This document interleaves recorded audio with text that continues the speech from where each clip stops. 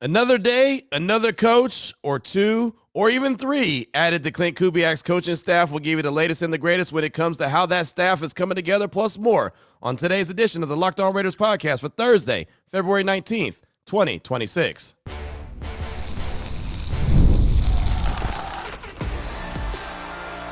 You are Locked On Raiders, your daily Las Vegas Raiders podcast, part of the Locked On Podcast Network, your team every day.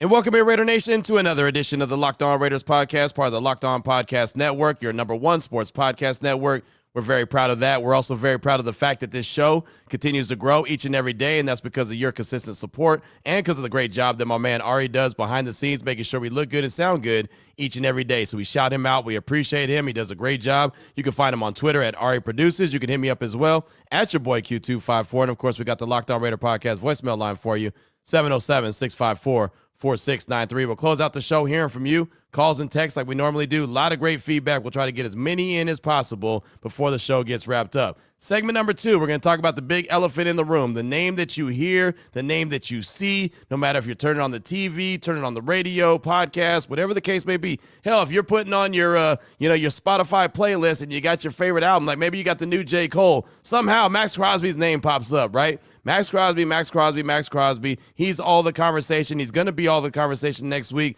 at the Scouting Combine in Indianapolis. So we'll talk about Max in segment number 2 of today's Locked On Raiders podcast. Here in segment number 1, news and notes of the day, and you got it. It's all about the coaching staff and how it's continuing to come together for Klint Kubiak. So let's go ahead and jump right into it. And off top, I got to say I'm pretty impressed the way it's coming together. He's getting some pretty notable names, guys with plenty of skins on the wall, and it's very late in the process. I mean, look, it's February 19th. The Combine is next week, and he's putting together this staff pretty quick, fast, and in a hurry. And like I mentioned, some really good names. So the Raiders made official on Wednesday Zach Azzanni, the wide receiver coach. He comes over from the Pittsburgh Steelers. He's a guy that, as the Raiders put out in the statement, has coached wide receivers for 27 years, spending the last 9 seasons coaching that group up in the NFL with the Steelers, the Jets, the Broncos, and the Bears, following 18 years at the collegiate level. So clearly he knows what he's doing. I had my guy Alan Saunders on my radio show on Wednesday, and he covers the Pittsburgh Steelers. Excuse me. And he was telling me that it seemed like he was brought in to be the enforcer, kind of be the guy that was almost a disciplinarian when George Pickens was there. Obviously, he had ties with AB as well, Antonio Brown. And then, of course, DK Metcalf was there last year as well. And so it didn't really work well with George Pickens. Obviously, he got traded to the Cowboys. DK Metcalf got suspended at the end of the season last year and almost cost the Steelers this season. So he said that the disciplinarian part might not have worked that very well, but also a guy like Pickens might not have just been very, kind of on the same page and just in line with what the Steelers wanted to do. So he's a guy that definitely brings the toughness out in these wide receivers.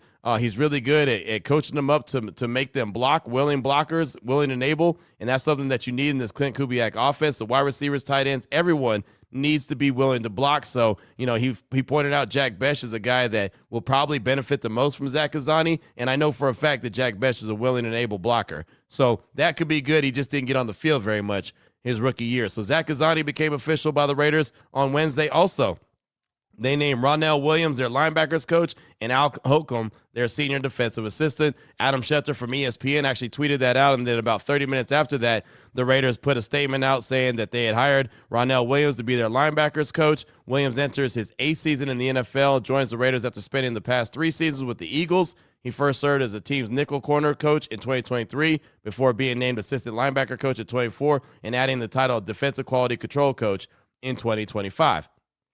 I think, and I said this before, that if you get a defensive-minded coach from the Philadelphia Eagles, you're doing it right. You're okay. The Eagles, if we all remember how they won the Super Bowl against Kansas City, is they beat them up defensively. The defense was on point. It was one of the best in the league, and I know that they have to have the personnel to be able to coach them up, and that's on the Raiders to go get the personnel. But whenever you get a coach that's coming from the Eagles organization and it's on the defensive side of the ball, I have no problem with that at all. So Ronell Williams added as a linebacker coach, and then I mentioned Al Holcomb as a senior defensive assistant.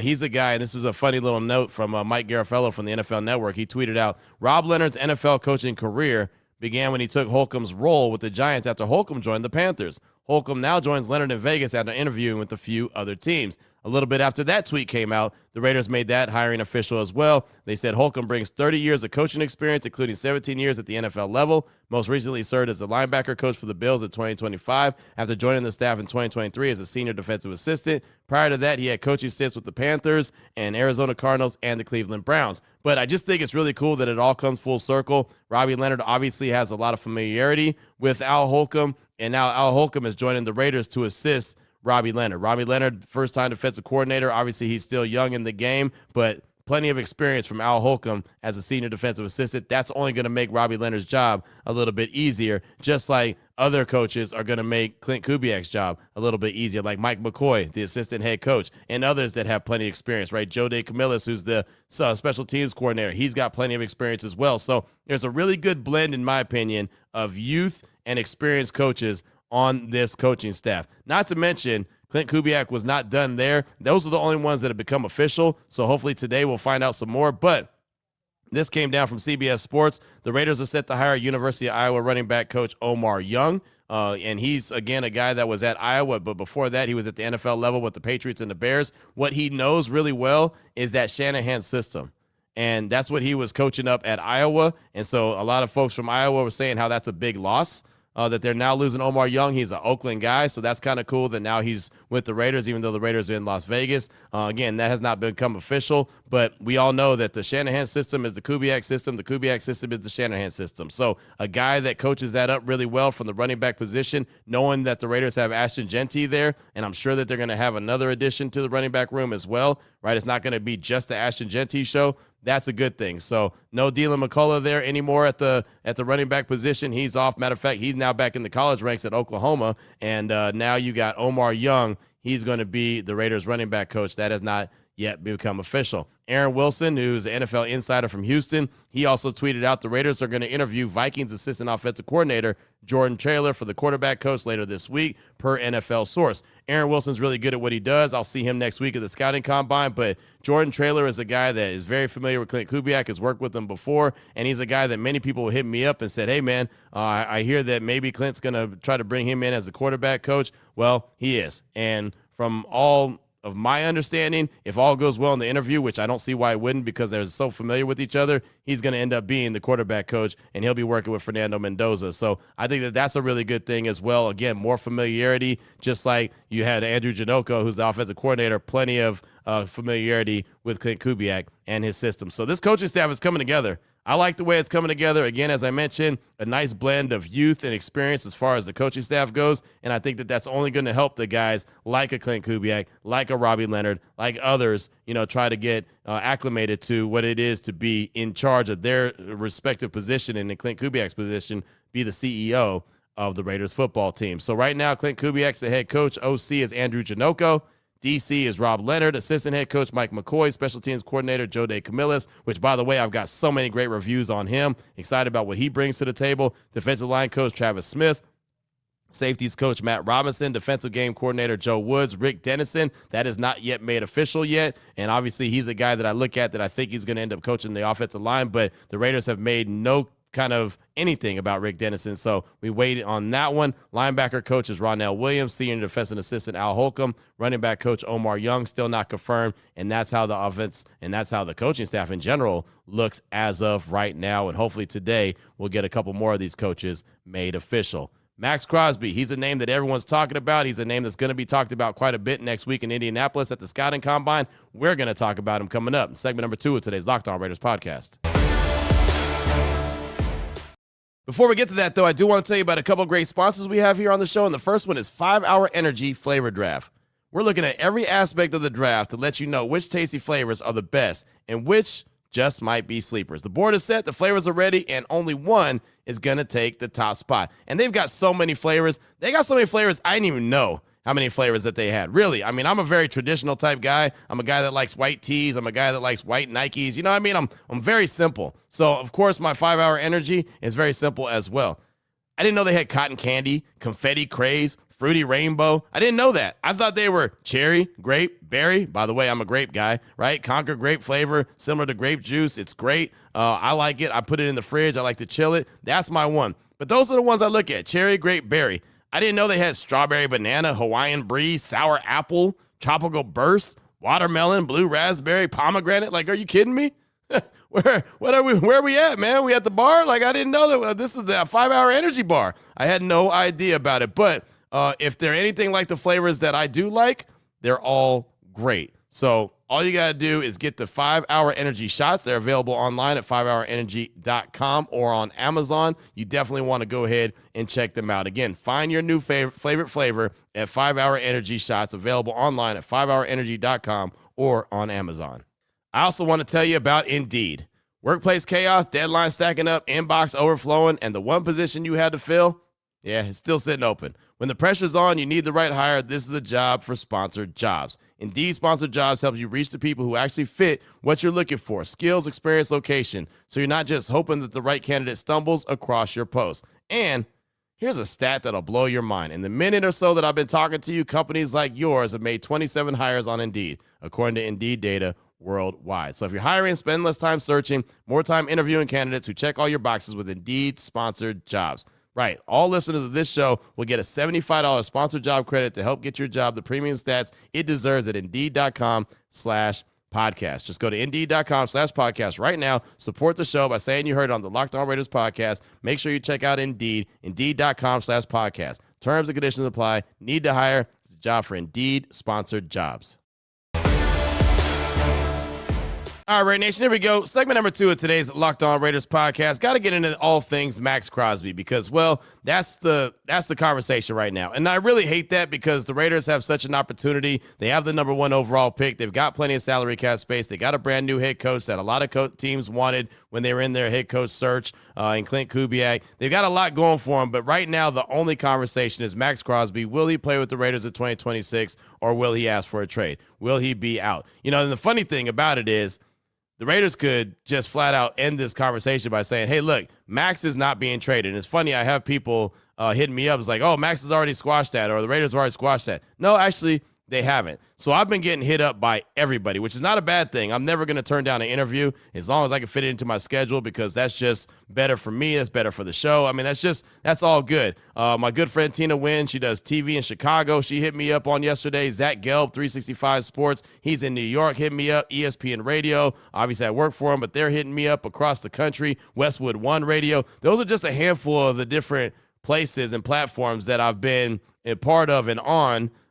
Fox 5 TV here in town, all these places talking about Maxx Crosby and what the Raiders are going to do or what they aren't going to do. And it's funny, I actually was leaving the TV station the other day, and my guy Heath, I was talking to him. He's a big-time listener of the show here, and he kept saying, like, Q, why is everyone saying that, hey, well, if Maxx wants to leave to go, have an opportunity to win with a contender, then, the Raiders should let him go and do right by him. Why? They're not doing wrong by him. No, he hasn't won. No, he hasn't won a playoff game. He's only been to the playoffs, one time since he's been in the league, but he's getting paid well, right? There's not too many players in the league getting paid more than him. Maxx Crosby is up there at $35 million a year. You got a guy like Myles Garrett at $40 million a year who just came off a record-breaking sack season in Cleveland, and they still only won, 5 games?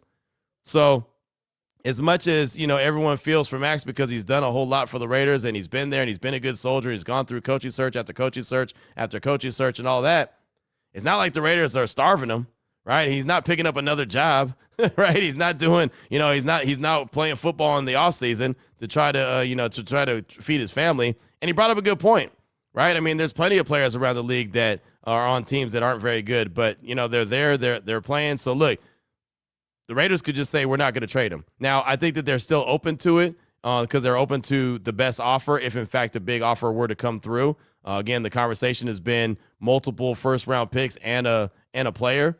I don't know if Maxx can get that. I heard one argument that he's more of an all-around player as opposed to just a pass rusher, so maybe he could fetch that. Okay, fine. I can tell you this. I'll be in Indianapolis next week, and so will everybody else.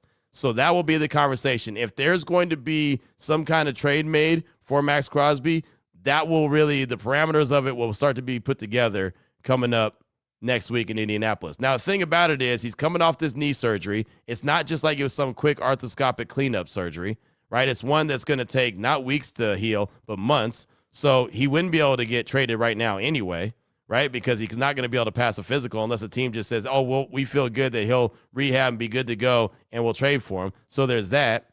There's Niner fans that are flipping out because he had like a 5 or 6 second little, I guess you want to call it, song that was floating around social media where he's talking about building a house in the Bay, and somehow someone translated that to buying a house in the Bay, which is not what he said. And then he said he just touched down, like the shooters Steph and Clay, and trying to rap it in that wasn't the words, but it's something close to that. And so all of a sudden that made Niner fans hot and bothered. Oh, Maxx is coming to the Bay. Like, everyone wants Maxx's services, which is fine. I get it. Really good player. If I'm John Spytek, if I'm Klint Kubiak, if I'm, Robbie Leonard, I sit him down and say, look, this is the plan. And I don't know what their plan is, so I can't lay it down exactly, but this is our plan. This is how we're going to get you to the playoffs as quickly as possible. We want you to be a part of this. You've always been a part of this, right? The guys that are tatted on your chest are Kobe, Michael, and Muhammad Ali, right? They're legendary. I know that legends and legacy matters to Maxx. He talks about it all the time. He wants to be legendary like all those guys. Well, all those guys help make people around him that much better.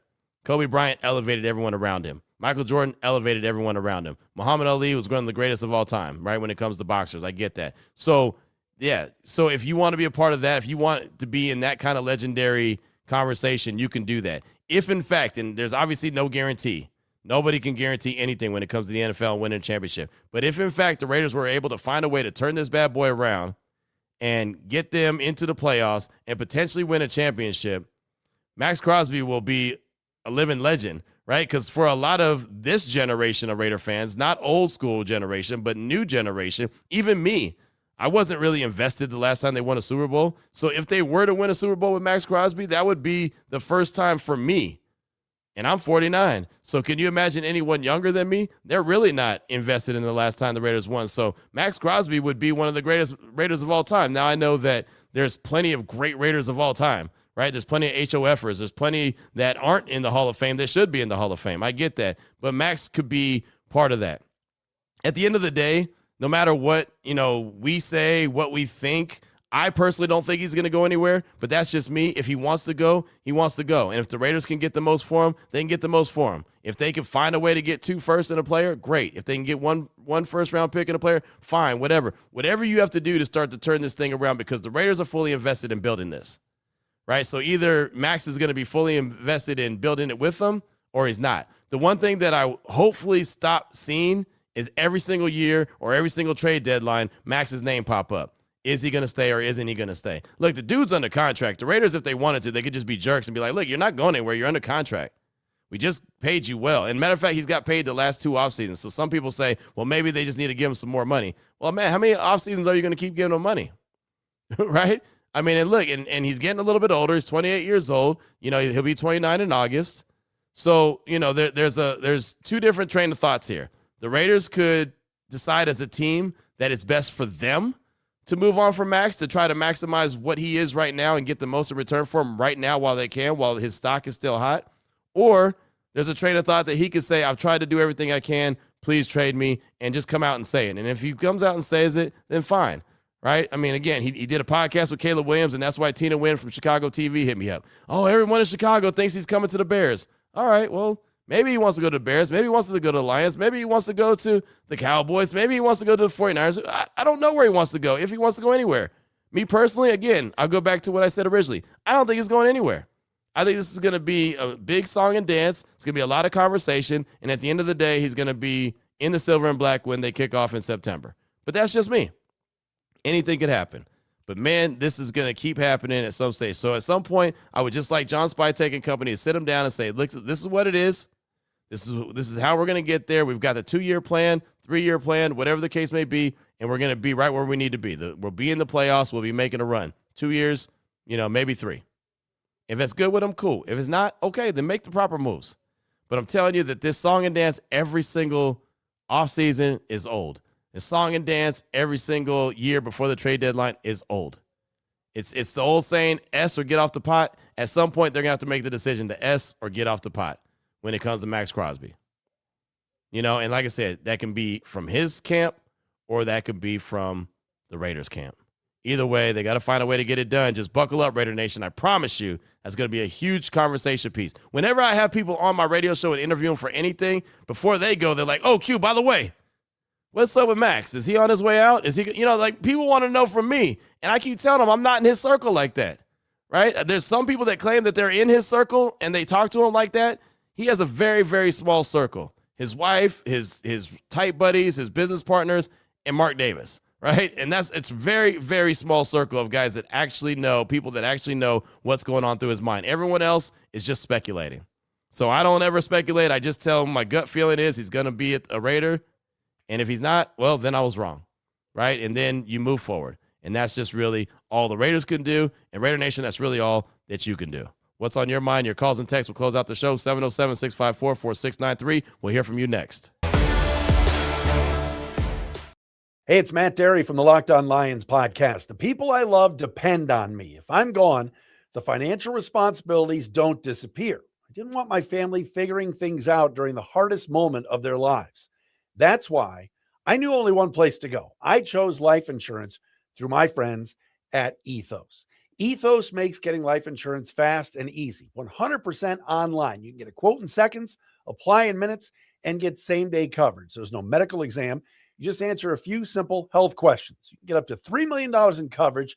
Some policies are as low as $30 a month. I love the folks at Ethos. Protect your family with life insurance from Ethos now by going to ethos.com/LockedOnNFL. In as little as 10 minutes, you can get the free quote and up to $3 million in coverage at ethos.com/LockedOnNFL. That is ethos.com/LockedOnNFL. Ethos.com/LockedOnNFL. Application times and rates may vary. Here we go, Raider Nation. Segment number 3 of today's Locked On Raiders podcast. Your calls and texts straight off that Locked On Raider podcast voicemail line, 707-654-4693. Before we get to that, though, do want to thank you so much for making this the first listen of the day. You know we appreciate that. Off top, got a text from Raider Rob in Pittsburgh. Says, Q, Raider Rob from Pittsburgh, I'm having a problem agreeing with you, along with many other people, including insiders and national reporters that are saying that Rashid Shaheed is going to be a Raider next year because Kubiak knows how to use him. If you look at his stats from last year, he played 9 games with the Saints, 44 catches, 66 targets, 499 yards, 2 touchdowns. With 9 games under Kubiak, 15 catches, 26 targets, 188 yards, and 0 touchdowns. Postseason was no different. I only know this because I had him on my fantasy team. LOL. Don't get me wrong. If they signed him for the cost of a special team player, that'd be fine, but his stats under Kubiak do not add up to a number 2 wideout. Raiders. That's Raider Rob in Pittsburgh. Thanks for the text. I appreciate you. Yeah, 2025 wasn't fantastic for him as far as just wide receiver number 2 goes. But in 2024, he was off to a really good start and got banged up. And 2024, Klint Kubiak was there. So you can go look at those numbers. Also, he's a big-time weapon in the special teams game, right? And that really, you can't put a value on the kick return and the punt return game, right? The Raiders haven't had a kick return touchdown since 2010. That's 16 years, right? Think about this. He's had 5 kick return and punt return touchdowns combined in his short career. 5. The Raiders haven't had 1 in 15-plus years. That right there is value. And Klint Kubiak does know how to use him really well. And he showed that going back to, like I said, 2024. And there's a reason why Klint Kubiak traded for him and made sure the Seahawks traded for him. And look what he did in the postseason. He was just about the game changer in the postseason for the Seahawks. And I'm not necessarily even just talking about, just all these catches and all these touchdowns. But he was there and he was available and he did some things when they needed him to. Not to mention, when he's back there ready to receive a kick, punt, or kickoff, it changes how the team that's kicking off responds and the way that they kick it. And sometimes they'll miss a kick and it'll go out of bounds and then they'll get it at the 40-yard line. Like, all that matters, hidden yardage, stuff that doesn't really show up in the stat sheets. That's what Rashid Shaheed does. That's what he brings to the table, him being a weapon, a threat. Tell me the last time, and we'll end with this. Tell me the last time the Raiders had a threat in the kick return and the punt return game. Straight up. But I understand where you're coming from looking at the stats and fantasy point. That's why I don't really necessarily focus in on fantasy, and I really look at more just the eye test and the game. But I do appreciate the feedback. Thanks so much, Raider Rob. It's always great to hear from you. Up next, got a call from Sacktown Mark. He's calling to talk about the theory of trading back from the number 1 spot and getting a quarterback next season. Here's Sacktown Mark. Hey, Q, this is Sacktown Mark. I just kind of wanted to call in, throw some cold water on a topic of conversation that some in Raider Nation have called in about, and no one's said that we should do this, but some people have asked the question of like, maybe, we should trade back in this draft and trade the number 1 pick and get a quarterback next year with the capital that we get in that trade, right? I want to propose something to those people who are pondering that idea. What if we get a quarterback now, right? We get Mendoza, and maybe next year we trade back. Because like UQ have said and some other people have mentioned, we're not expecting this team next year to be really that good. I think, honestly, if we can get to 6 wins, that's a success. Just given where this team's at. Next year, people are saying that the quarterback draft, it's going to be a quarterback-heavy draft. And obviously they said that about this year too, and look at where we are. But let's just say that remains true and that happens. The Raiders' pick will be valuable next year for teams that are looking to get a quarterback in that draft too. If the Raiders are as bad as we're expecting them to be next year. So why not get your quarterback need out of the way now, and next year we can afford to trade back because we don't need a quarterback. And we let all the other teams who are desperate for quarterbacks trade up, and we can get picks next year. Why do we have to do that? Why do we have to go into a bidding war with other teams next year when we can just get a guy this year? That's all I had to say, Q. Once again, as always, thank you so much for all that you do, and thank you, Ari, and go Raiders. Sacktown, thanks so much for the call. Appreciate you. And look, I'm with you. There's no reason to not get your guy this year, right? You got the number 1 overall pick, right? All you got to do is turn in the card. You don't have to worry about anybody jumping over you. You don't have to worry about anyone unexpectedly taking the pick that you want. You don't have to worry about negotiating, trying to get to a spot, and maybe trading to get to your guy. Your guy is right there waiting for you at the number 1 spot. And I don't think that the Raiders have any interest in trading out of that. Now, if someone came with some wild, crazy, behind type trade offer, then maybe they'll think about it. But I just don't see that happening at any stage of the game. And yeah, like you said, I mean, why try to do that next year? Why don't, if the Raiders don't have a great season and they're picking high, that pick will be valuable to your point, and then they could do all the trading back that they want and really, stack up some extra picks. So really good call, man. Really good breakdown. It's great to hear from you. Up next, got a text from 973 Raider. 973 Raider here, Q, what's up? I'm going to keep it real short. I'm not sure if you listen to Crosby's podcast, but it bothers the hell out of me that he hasn't mentioned the Raiders in any way outside of hiring a Kubiak. I feel like he's going to be out, and it hurts to think about the position they're in as a team between cap space, first pick, new young coach. Give us 2 years max, not as short as I thought. Keep doing your thing, Q. Peace. That's 973 Raider. Again, a lot of conversation about Maxx. That's why I talked about him in segment number 2 of the show. And, yeah, I mean, he knows what he's doing. He knows that there's a lot of conversation. He knows his value. He knows how many teams covered him across the league. And, he's sitting there chilling. He's doing his thing. He's not really focused in on, what the Raiders are doing. And he's doing that on purpose, But trust and believe he's smart enough to pay attention. He knows what's going on. He knows who's being hired. He knows, how this team is being put together. He knows plenty. But he also, like I said, knows how to play the game. And, he's on the podcast side of things. And so he knows everything he says is going to be eaten up by Raider Nation, by other fan bases, by other media members, everything he says. You want to talk about good for business? Every time he goes live, every time that his show pops, everyone's tuned in because they want to get a clue on what Maxx Crosby is going to do. That was a rhyme. I didn't know it was going to rhyme. Anyway, there you go. I'm a poet. I didn't know it. Anyway, that's dumb. All right, up next, got a call from Paul in the Bay Area. He's calling to talk about Rashid Shaheed and also Trey Tucker and any other wide receivers. Here's Paul in the Bay. Hey, Q. My name is Paul. I'm from the Bay Area. Love listening to you. It's a breath of fresh air because all I get on radios here is about the Niners. So love listening to your podcast every day.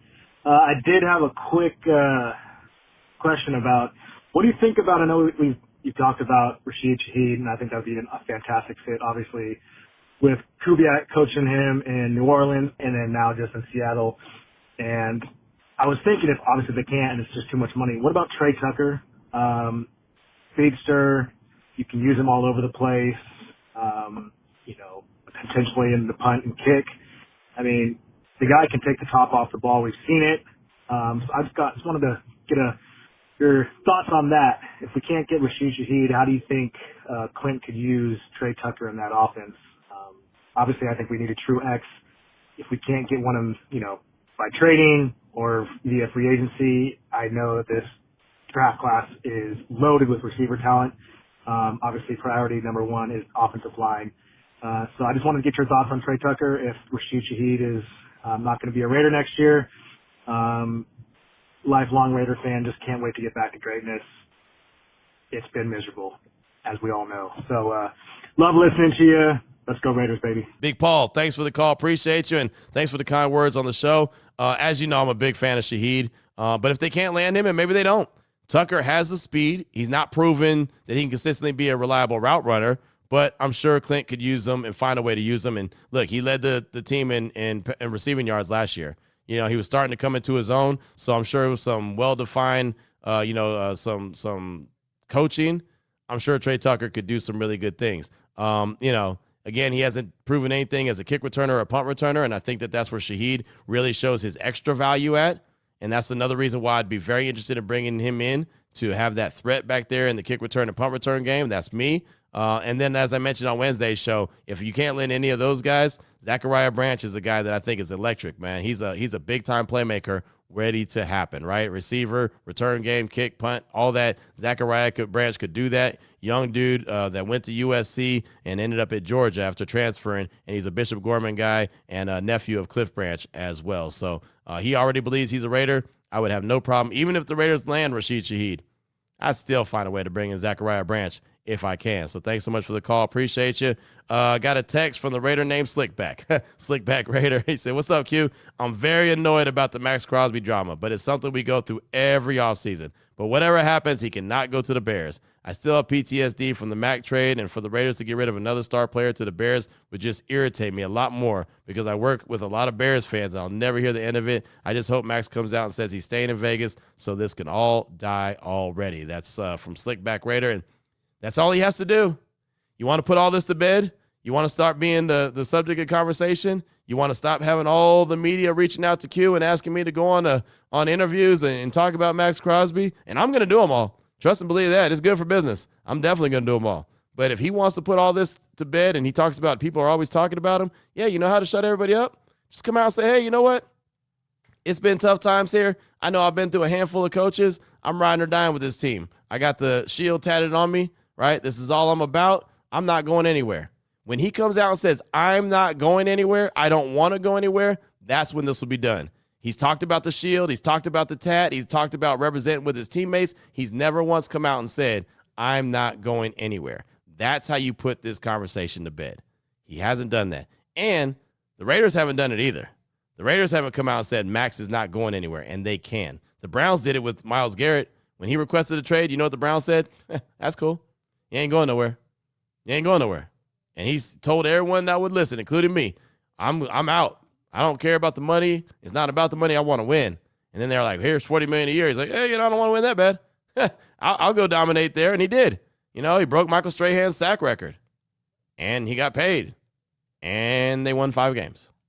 So there's that. And so he has no nerve to go out anywhere and talk about, well, it's all about winning. And I know he's been doing that lately, and you really can't. Because you, just like Maxx, chose to sign your contract extension and stay with your team. He could have held out and decided he wasn't going to play, and Maxx could do the same thing. I just don't think either one of those guys will. But thanks so much for the text. I do appreciate you. Got some feedback from Reed in Portland. We'll get that tomorrow. Raider Jason in the 304 will also get that. We'll hopefully see some more of these coaches that are still not quite confirmed. Hopefully those will get confirmed today. We'll talk about that plus a lot more. We also got the Raider Squad show coming up later on this morning. It'll be Chantel Chan, Amber Thea Harris, and myself. Lincoln Kennedy, he's actually traveling on some business. So it's going to be Amber, Chantel, and me. So I got to hold it down, man. The ladies are going to be double teaming me. I got to watch out. Right, but it should be a fun show. Amber's fantastic. Whenever she slides in for Lincoln or any of us, she does a great job, so we definitely appreciate her. So make sure you tune in for that as well. So until tomorrow, Raider Nation, take care of yourself, take care of your family, love on your family. Most importantly, as always, Just win, baby.